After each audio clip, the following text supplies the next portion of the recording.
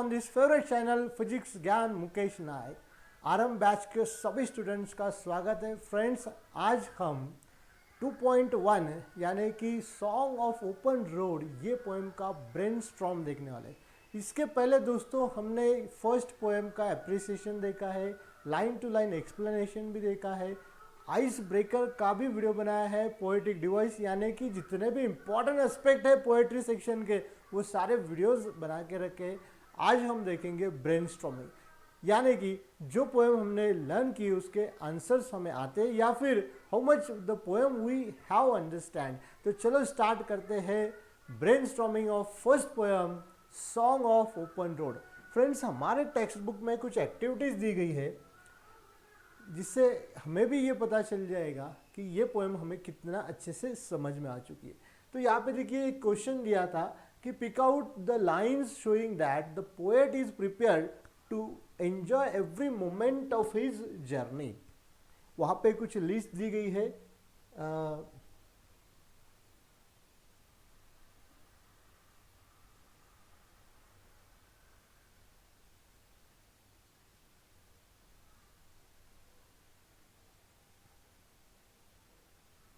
यहाँ पे देखिए वो लिस्ट यहाँ पर दी गई है। कुछ सेंटेंसेस है। फर्स्ट जो लाइन्स है हमारे 5 to 6 लाइन्स, ये सारे लाइन्स यही बताते हैं the poet is very happy to start his journey and he is fully prepared to enjoy the beauty of world.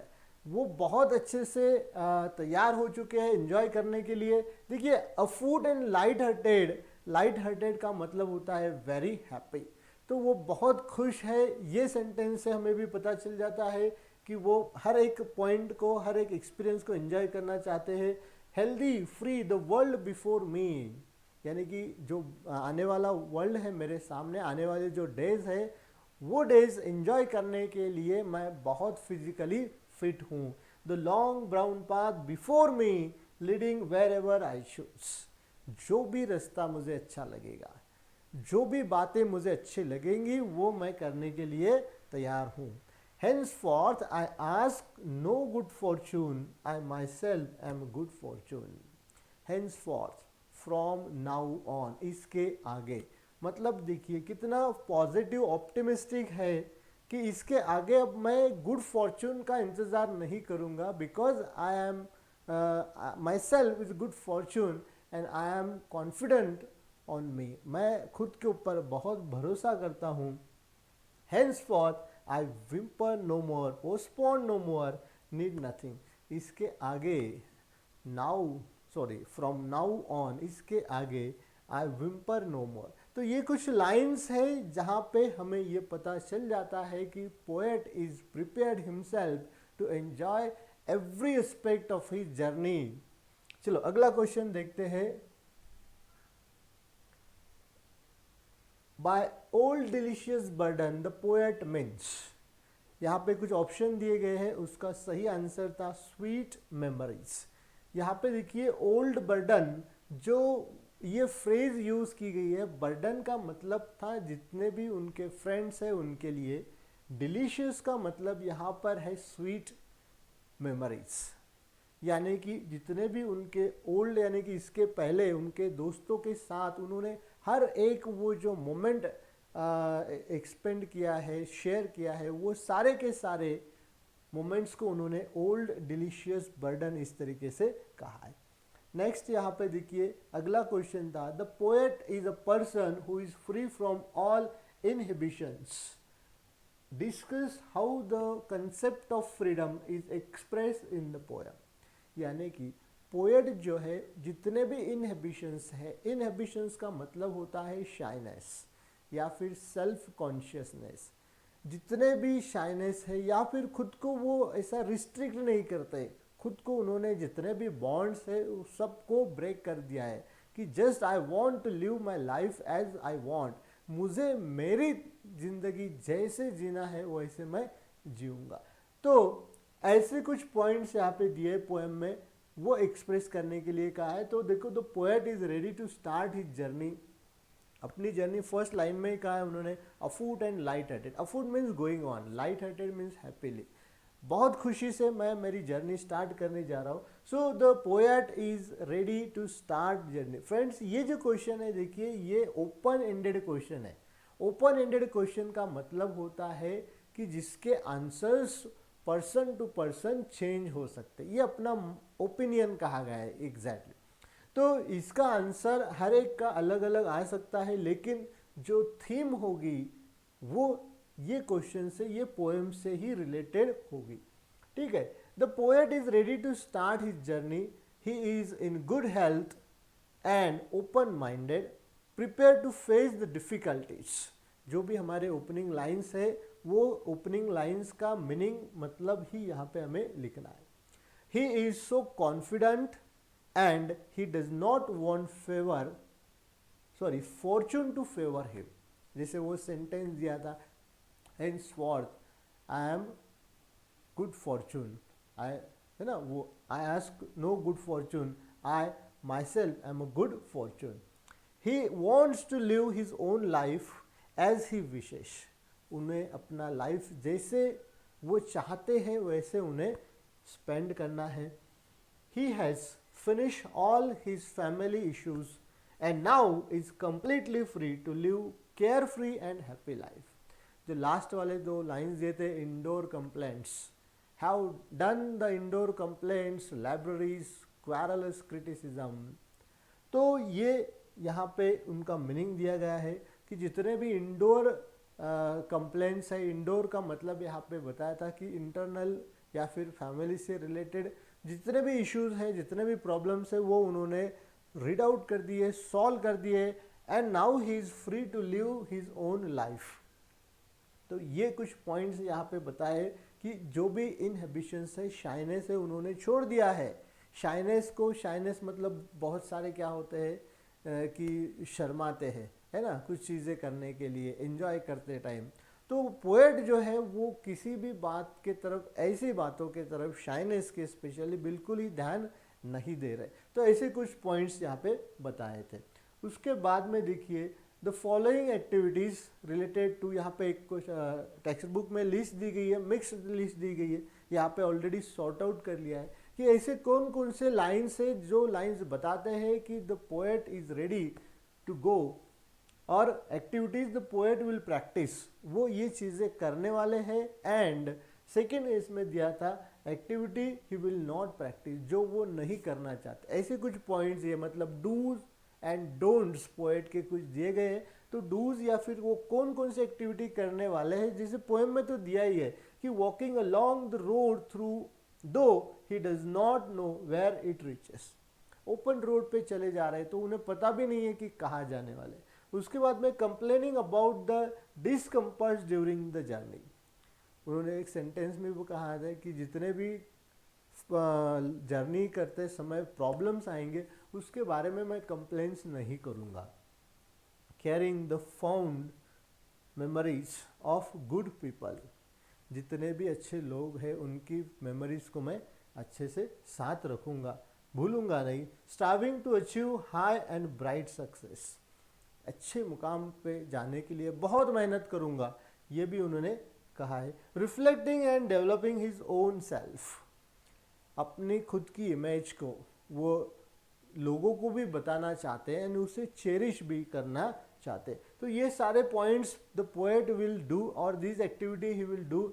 And यहाँ पर देखिए कुछ एक्टिविटीज़ है जो वो नहीं करना चाहते, यहाँ पे दिया है नो पोस्टपोन्ड, नो मोर पोस्टपोन्ड, यानी कि पोस्टपोन द जर्नी, आगे की जो जर्नी है वो मैं पोस्टपोन नहीं करूँगा। पोस्टपोन का मतलब होता है आगे ढकेल देना। बहुत बार ऐसा होता है कि कोई चीज़ हम आज करना वाले, लेकिन हम क्या करते, नहीं यार कल करेंगे, यानी कि दिस इज पोस्टपोन्ड, ये हमें पोस्टपोन कर दिया गया है। या praying for good Fortune, good Fortune के लिए प्रे करना या फिर अच्छे टाइम के लिए ब्लेस। तो यहाँ पे देखिए वो बिल्कुल नहीं चाहते कि, वो खुद को कहते हैं कि I myself is a good fortune. Next, creating contact with famous and influence people. Constellation वाला जो लाइन था वो यहाँ पे है कि मुझे किसी भी पॉपुलैरिटी या ग्रेट पर्सन, फेमस पर्सन की ज़रूरत नहीं है, किसी स्टार की ज़रूरत नहीं है, तो वो ये एक्टिविटी नहीं करना चाहते। तो फ्रेंड्स इस तरीके से जो एक्टिविटीज़ पोएट करते हैं एंड जो एक्टिविटीज़ पोएट नहीं करना चाहते हैं वो इस तरीके से है। अगला क्वेश्चन देखेंगे हम, write down the traits the poet exhibit through the following lines. अब ट्रेट्स का मतलब होता है एटीट्यूड, कि ये लाइन से पोएट का नेचर क्या कहता है या पोएट को एक्चुअली उसका बिहेवियर एटीट्यूड क्या बोलता है, तो वो हमें बोलना है। जैसे कि henceforth I ask for no good fortune, I myself am good fortune. ये जो फर्स्ट सेंटेंस में दिया था है वो सेल्फ रिलायंट, यानी कि खुद के ऊपर भरोसा करना। तो ये लाइन से ये पता चला है सेल्फ कॉन्फिडेंस, कि मेरे ऊपर मैं खुद एक गुड फॉर्चून हूँ, मुझे किसी गुड फॉर्चून की, अच्छे समय की या किसी की ज़रूरत नहीं है। Then henceforth I whimper no more, postpone no more, need nothing। यहाँ पे need nothing, मुझे किसी भी चीज़ की ज़रूरत नहीं है, because I am self reliant. Self reliant का मतलब होता है सेल्फ डिपेंडेंट। ऑप्टिमिस्टिक मतलब वो बहुत ही पॉजिटिव थिंकिंग वाले हैं। देखिए यहाँ पे दिया है आई विम्पर नो मोर, यानी कि जितने भी डिफ़िकल्टीज आती है तो मैं रुकूंगा नहीं, I will find the way to go ahead, आगे जाने के लिए मैं रास्ता ढूंढूंगा। नेक्स्ट दिया था I don't want the constellation any nearer, मुझे किसी भी पॉपुलर या स्टार पर्सन की ज़रूरत नहीं है। इंडिपेंडेंसी, खुद अकेले हैं, मैं अकेला काफ़ी हूँ, हर चीज़ करने के लिए मैं खुद काफ़ी हूँ। Then I swear it is impossible to get rid of them, अपने फ्रेंड्स के बारे में वो बोलते हैं। तो ये लाइन से हमें ये पता चल जाता है कि ही इज़ ऑनेस्ट। ऑनेस्टली वो कहते हैं आई स्वेयर आई प्रॉमिस, मैं उन्हें कभी भी नहीं भूल सकता। अभी वो पास्ट वाली मेमोरीज है, लेकिन फिर भी उनके दोस्त उनके साथ नहीं है, लेकिन फिर भी ऑनेस्टली मॉडेस्टली वो कहते हैं कि वो जो मेरे जितने भी मेमोरीज है, जो भी मोमेंट है मैंने मेरे दोस्तों के साथ स्पेंड किए हैं, मैं हमेशा उसे चेरिश करूँगा, अपने साथ रखूँगा। तो ये ऑनेस्टी यहाँ पे उन्होंने बताई गई है। I am filled with them, I will fill them in return. Return मतलब वापस। आई एम फिल्ड मतलब मुझे भर दिया गया है खुशी से, हैप्पीनेस से, तो मैं उन्हें वो हैप्पीनेस रिटर्न करूँगा, यानी कि ग्रैटिट्यूड जो हम बोलते हैं, थैंकफुलनेस जो है, वो ये लाइन से हमें पता चलता है। नेक्स्ट क्वेश्चन यहाँ पे दिया है, healthy free the world before me. Healthy free the world before मी, ये लाइन का क्या मीनिंग होता है वो अपने व्यू से बताना है। Express your view regarding the above lines. अभी ये भी ओपन एंडेड क्वेश्चन है। Healthy free the world before me मतलब the poet is ready to start his journey and he is very confident about himself. The poet is ready to go wherever he wants. He is very happy and he is physically fit to travel a long distance. Healthy free, healthy मतलब उन्होंने खुद के fitness के बारे में कहा है। Free का मतलब यहाँ पे बताया गया है कि he is very happy to visit any place which he wants. जहाँ कहीं भी उन्हें उनका मन करता है वो जगह उन्हें देखनी है, विजिट करनी है। ही इज सो ईगर, यहाँ पे देखिए ईगर वर्ड है। He is so eager, he is ready to face any difficulties which may come across. जो भी डिफिकल्टीज उनके लाइफ में आती है तो वो उसे टैकल करने के लिए तैयार है, वो उसे फेस करने के लिए तैयार है, ओवरटेक करने के लिए तैयार है। He thinks that he will get more joy in the world. उनका ऐसा कहना है कि वर्ल्ड बिफोर मी, यानी कि आने वाले जो मेरे दिन हैं या मेरा फ्यूचर है, वो ये दुनिया से मुझे बहुत सारी खुशी मिलने वाली है। इसका मतलब वो ये सोचते हैं कि he will get more Joy, यानी कि हैप्पीनेस इन द वर्ल्ड। तो इस तरीके से ये लाइन का एक्सप्लेनेशन हमें लिखना है। फ्रेंड्स, ऐसे क्वेश्चंस एग्जाम में भी आते हैं 2 मार्क्स के लिए। सेंटेंस, कोई भी पोएट्री का एक लाइन दिया जाता है और वो उसका मीनिंग हमें अपने वर्ड्स में लिखना होता है। नेक्स्ट सेंटेंस देखेंगे हम, the poet has use many describing words such as healthy in this poem, make a list and classify them as. तो यहाँ पे बहुत सारे डिस्क्राइबिंग वर्ड, ये एक एक्टिविटी है डिस्क्राइबिंग वर्ड। ये अक्सर पोएटिक डिवाइस के अंदर आती है, डिस्क्राइबिंग वर्ड्स लिखो करके। डिस्क्राइबिंग वर्ड्स में क्या होता है फ्रेंड्स कि पहला मतलब दो वर्ड्स होते हैं, एक वर्ड्स होता है उसके मतलब एडजेक्टिव फॉर्म वाला, एंड सेकेंड जो वर्ड होता है वो होता है नाउन, यानी कि हम उसे एडजेक्टिव भी कहते हैं। ये जो डिस्क्राइबिंग वर्ड है ना, इसे हम क्या करते हैं, एडजेक्टिव भी कहते हैं। अब यहाँ पे वर्ल्ड के बारे में कौन कौन से वर्ड्स यूज किए, जैसे फ्री वर्ल्ड कहा है ना, या फिर हेल्दी एंड फ्री, ये एक ही सेंटेंस में आया था, हेल्दी वर्ल्ड या फिर फ्री वर्ल्ड। नेक्स्ट है फॉर हिमसेल्फ, खुद के लिए क्या कहा है, तो खुद के लिए कहा था उन्होंने, देखो I am strong and content, strong and content. उसके बाद में वो सेल्फ रिलायंट भी थे, लाइट हार्टेड भी है, गुड फॉर्चून है खुद के लिए, स्ट्रॉन्ग एंड कंटेंट है। ये सारे वर्ड्स जो सेंटेंस में दिए गए ये डिस्क्राइब करते हैं किसे, पोएट के लिए, पोएट हिमसेल्फ के लिए ये वर्ड्स यूज करता है। फॉर द रोड, रोड के लिए ऐसे कौन से वर्ड लिए है, तो एक वर्ड वहाँ पे उन्होंने किया था ब्राउन पाथ, पाथ का मतलब रोड होता है दोस्तों, है ना।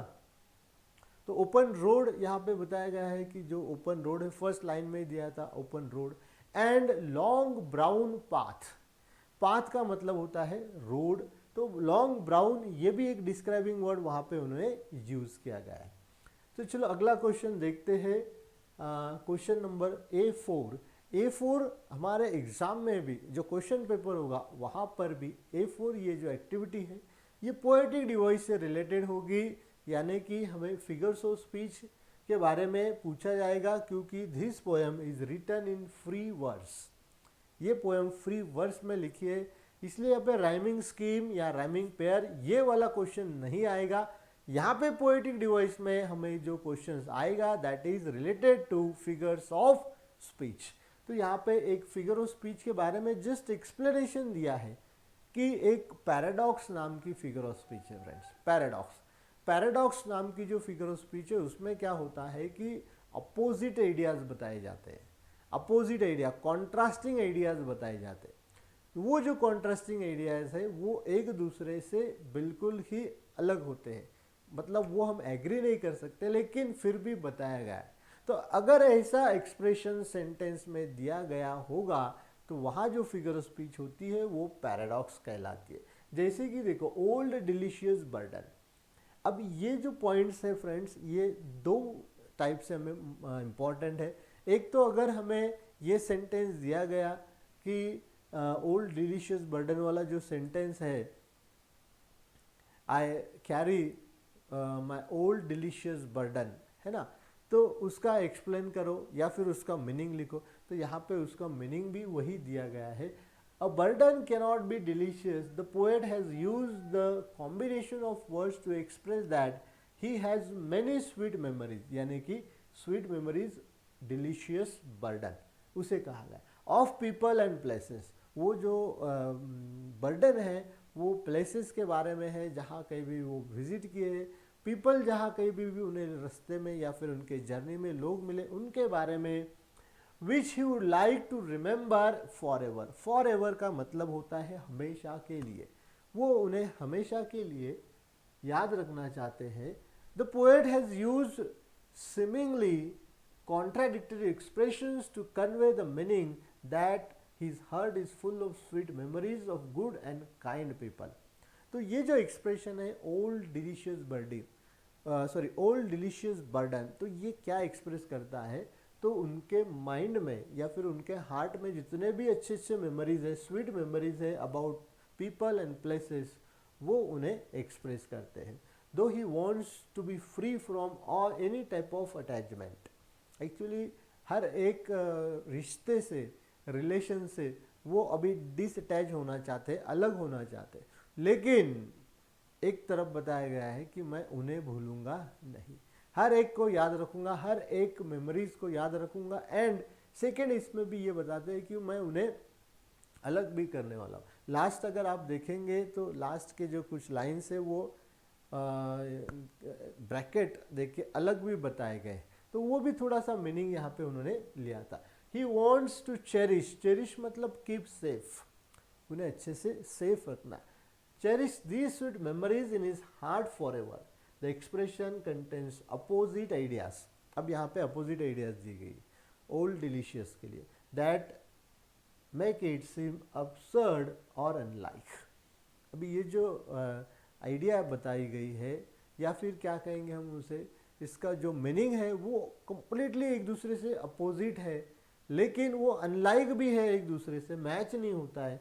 Although it may be true, वो सही है लेकिन वो एक दूसरे से मैच नहीं होता है। अगर ऐसा एक्सप्रेशन सेंटेंस में होगा तो वहाँ पे जो फिगर ऑफ स्पीच होगी that is called as paradox. Friends, opposition के लिए 2-3 फिगर ऑफ स्पीच है, जैसे एंटीथेसिस है। मेयर ऑपोजिशन अगर बताया गया होगा तो एंटीथेसिस होता है। अगर उसमें रियलिटी बताई गई है तो वहाँ पे पैराडॉक्स भी आता है। एंड अगर वहाँ पे ह्यूमर क्रिएट गया हो, कुछ फन क्रिएट अपोजिट आइडियाज में, तो वहाँ पे जो है तो आयरनी भी होती है। और एक है अपोजिट के लिए, दैट इज ऑक्सीमोरान। ऑक्सीमोरान में भी क्या होता है, two opposite words put together, वो तो साथ में होते, वो बहुत इजी होता है। उसके बाद में यहाँ पे एक एक्टिविटी दी गई है, the road in the poem does not mean only the road to travel. जो फर्स्ट वाला सेंटेंस है कि यहाँ पे रोड दिया था कि afoot and light hearted I take to the open road, यानी कि ओपन रोड ये जो रेगुलर रोड नहीं कहा गया है। He wants, the poet wants to suggest the road of life, या फिर कोर्स ऑफ लाइफ जिसे कहेंगे हम। Explain the metaphor with the help of the poem. अभी ये जो एक्सप्रेशन है, ये जो लाइन है, यहाँ पे मेटाफर, ये फिगर ऑफ स्पीच का यूज किया गया है। अभी यहाँ पे मेटाफर कैसे यूज किया गया है, तो देखो, the poets wants to say that he is going to live the life, his life with free mind. Actually, open road doesn't mean the road which is open. Open road means wherever he wants to go. There is no barriers, there is no restrictions. Closed road जो होगा उसका मतलब है कि we cannot do it. जैसे कि कुछ बंद हो गया तो बंद हो गया, हमारे एक्सपेक्टेशंस भी बंद हो जाते। तो उसका ये कहना है कि ओपन रोड का यहाँ पे उन्होंने मेटाफोरिकली ऐसा बताया कि he is ready to enjoy every moment of his life. He will not consider the barriers, the difficulties. He will face all the difficulties and overcome them and get the joy of life. तो ये यहाँ पे उन्होंने expect किया है। उसके बाद में फ्री वर्स के बारे में बताया गया है। फ्रेंड्स, फ्री वर्स एक स्टाइल होता है पोएट्री का, पोएम्स लिखने का। एंड वॉल्ट विटमैन, जिन्हें फादर ऑफ फ्री वर्स कहा जाता है। तो फ्री वर्स में होता क्या एक्चुअली कि there is no proper metre, rhyming scheme नहीं होती है, यानी कि सेंटेंस जितने भी है पोएम्स की हर एक लाइन वो एक दूसरे से राइमिंग नहीं होती है, बस सेंटेंस बनाए गए होते हैं।